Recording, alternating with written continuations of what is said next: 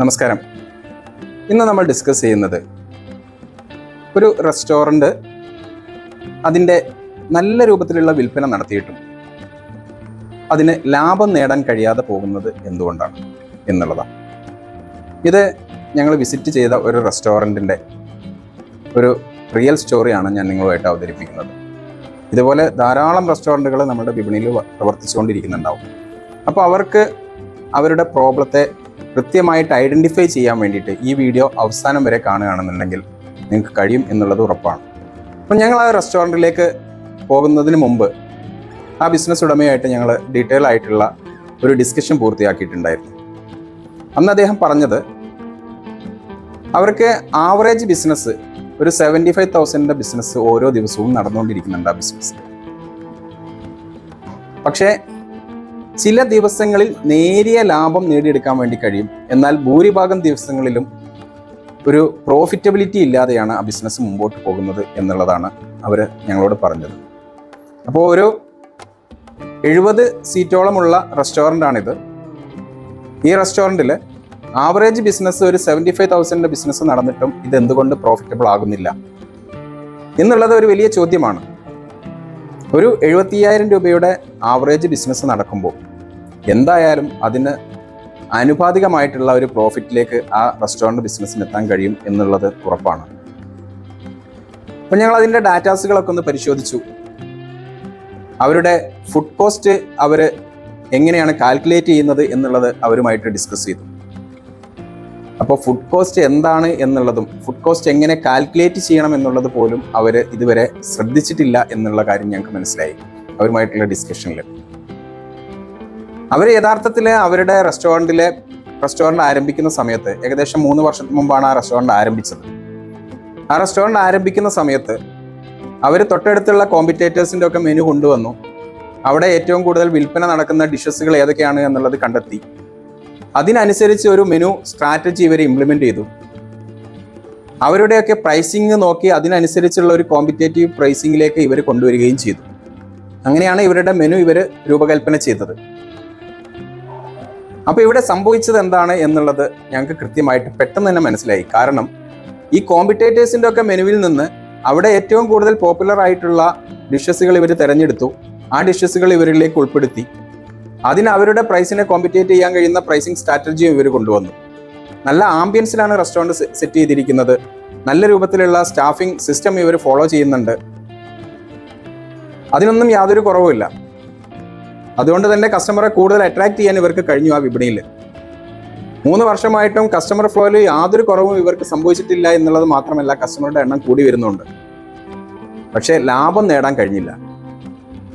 അവിടെ യഥാർത്ഥത്തിൽ ഇവർക്ക് സംഭവിച്ചത് എന്താണ് എന്നുള്ളത് ഞങ്ങൾക്ക് തിരിച്ചറിയാൻ കഴിഞ്ഞു. ഇവരുടെ ഡാറ്റാസുകളൊക്കെ പരിശോധിച്ച സമയത്ത് ഇവരുടെ ഇൻവെൻട്രി, ഇവരുടെ പർച്ചേസ് റിപ്പോർട്ട്, ഇവരുടെ സെയിൽസ് ഡാറ്റ, ഇവരുടെ മെനു കൃത്യമായിട്ട് ഞങ്ങളൊരു മെനു എഞ്ചിനീയറിങ്ങിലൂടെ കടത്തിക്കൊണ്ടുപോയി ഇവരുടെ മെനുവിനെ. അപ്പോൾ ഞങ്ങൾക്ക് മനസ്സിലായി എവിടെയൊക്കെയാണ് ഇവർക്ക് ഫാൾട്ടുകൾ സംഭവിക്കുന്നത് എന്നുള്ളത്.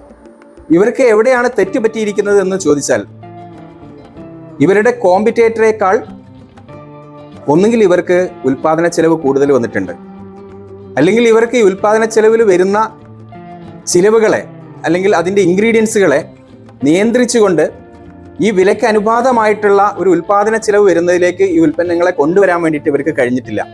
കാരണം അവർ ഇത് ശ്രദ്ധിക്കുന്നില്ല, അവരത് അറിയുന്നില്ല. അവരെ കുറ്റപ്പെടുത്തിയതല്ല, അവരെ എന്ത് ചെയ്തു, അവരുടെ കോമ്പറ്റേറ്ററുടെ വില, അവർ കോമ്പറ്റേറ്റർ എത്ര രൂപയ്ക്ക് വിൽക്കുമ്പോൾ അവർ ലാഭമില്ലാതെ വിൽക്കില്ലല്ലോ എന്നുള്ള ധാരണയിലാണ് അവരും ഈ വില സ്വീകരിച്ചിരിക്കുന്നത്. ഇനി അവരുടെ കോമ്പറ്റേറ്ററും ഈ പറയുന്ന രൂപത്തിൽ ഫുഡ് കോസ്റ്റ് നോക്കിയിട്ടാണോ ഈ ഉൽപ്പന്നങ്ങൾ വിൽക്കുന്നത് എന്നുള്ളത് ഇവർക്കറിയില്ല, അത് ആർക്കും അറിയില്ല. അപ്പോൾ ഇവർ വിൽക്കുന്ന ഈ ഉൽപ്പന്നത്തിന് ഇവരെ സംബന്ധിച്ചിടത്തോളം ഇവർ എത്ര വിലയ്ക്ക് ഇത് ഉൽപ്പാദിപ്പിക്കപ്പെടുന്നുണ്ട് എന്നുള്ളത് ഇവർ കൃത്യമായിട്ട് ഐഡൻറ്റിഫൈ ചെയ്യേണ്ടിയിരുന്നു. ഇവരിത് മനസ്സിലാക്കേണ്ടിയിരുന്നു. അതിനനുസരിച്ച് വേണ്ടിയിരുന്നു ഇവർ വില നിശ്ചയിക്കാൻ വേണ്ടിയിട്ട്, ഇവരുടെ പോർഷനിങ് പ്രിപ്പയർ ചെയ്യാൻ വേണ്ടിയിട്ട്. നമ്മൾ ഓരോ അളവുകളും നമ്മൾ കൊടുക്കുന്നത് നമ്മൾ എത്ര രൂപയ്ക്ക് ഉൽപ്പന്നം വിൽക്കുന്നു എന്നുള്ളതിനെ അടിസ്ഥാനപ്പെടുത്തിയിട്ടാണ്. അല്ലാതെ നമ്മളൊരു പ്ലേറ്റ് കിട്ടുന്നു, ആ പ്ലേറ്റിലേക്ക് നമ്മൾ ഉൽപ്പന്നങ്ങൾ നിറച്ച് കസ്റ്റമർക്ക് കൊണ്ട് കൊടുത്തു കഴിഞ്ഞാൽ നമുക്ക് ഒരു ബാച്ച് ഉൽപ്പന്നങ്ങൾ ഇറങ്ങുമ്പോൾ അതിന് വരുന്ന കോസ്റ്റിനെ നമുക്ക് കൺട്രോൾ ചെയ്യാൻ കഴിയാതെ വരും.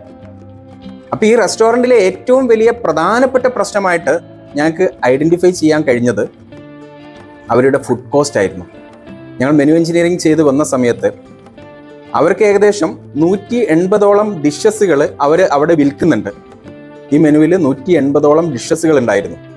ഈ 180 ഡിഷസുകളിൽ കേവലം 7 എണ്ണം മാത്രമാണ് ഇവർക്ക് പ്രോഫിറ്റ് ജനറേറ്റ് ചെയ്യപ്പെടുന്നത്.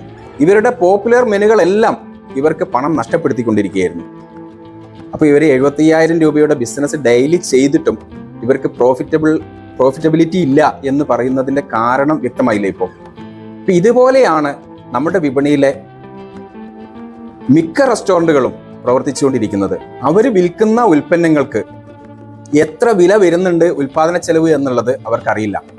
അവർ കോമ്പറ്റേറ്റർ ഇത്രയ്ക്ക് വിൽക്കുന്നു, അതുകൊണ്ട് ഞാനും വിൽക്കുന്നു, വിപണിയിലെ വില ഇത്രയാണ്, അതുകൊണ്ട് ഞാനും വിൽക്കുന്നു എന്ന് പറഞ്ഞുകൊണ്ട് ഇങ്ങനെ വിറ്റുകൊണ്ടിരിക്കുക. ഈ വിറ്റുകൊണ്ടിരിക്കുന്നത് ഓരോ വിൽപ്പനയും അവരുടെ കീശയിൽ നിന്ന് പണമെടുത്ത് ആ റെസ്റ്റോറൻറ്റിലേക്ക് ചേർക്കേണ്ട അവസ്ഥ വരുന്നുണ്ട് എന്നുള്ളത് പല ആളുകളും തിരിച്ചറിയുന്നില്ല. അതുകൊണ്ടാണ് പല റെസ്റ്റോറൻറ്റുകളിലും നല്ല തിരക്കുണ്ടായിട്ടും ആ റെസ്റ്റോറൻറ്റുകൾക്ക് വിജയിക്കാൻ കഴിയാതെ പോകുന്നത്. അതുകൊണ്ട് നിങ്ങളുടെ റെസ്റ്റോറൻറ്റിനെ നിങ്ങളൊന്ന് വിലയിരുത്തുക. നിങ്ങൾക്ക് നല്ല കച്ചവടമുണ്ട് എങ്കിൽ, നിങ്ങൾക്ക് ലാഭം നേടാൻ കഴിയാതെ വരുന്നുണ്ട് എങ്കിൽ നിങ്ങളുടെ ഫുഡ് കോസ്റ്റ് നിങ്ങളൊന്ന് കാൽക്കുലേറ്റ് ചെയ്ത് നോക്കുക. നിങ്ങളുടെ ഫുഡ് കോസ്റ്റ് ഒരു ഐഡിയൽ ഫുഡ് കോസ്റ്റിൽ നിലനിർത്താൻ വേണ്ടിയിട്ട് നിങ്ങൾക്ക് കഴിയുന്നുണ്ട് എങ്കിൽ നിങ്ങൾക്ക് വിജയിക്കാൻ വേണ്ടിയിട്ട് കഴിയും.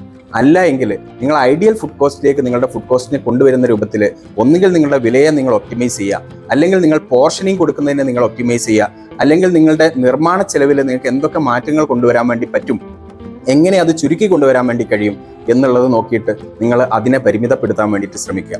ഈ കാര്യങ്ങൾ നിങ്ങൾ ചെയ്തു കഴിഞ്ഞാൽ നിങ്ങളുടെ ബിസിനസ്സിലും നിങ്ങൾക്ക് വിൽപ്പനയ്ക്കനുസരിച്ചുള്ള ഒരു ആനുപാതികമായിട്ടുള്ള ഒരു ലാഭം നിങ്ങൾക്ക് നേടിയെടുക്കാൻ വേണ്ടിയിട്ട് കഴിയും.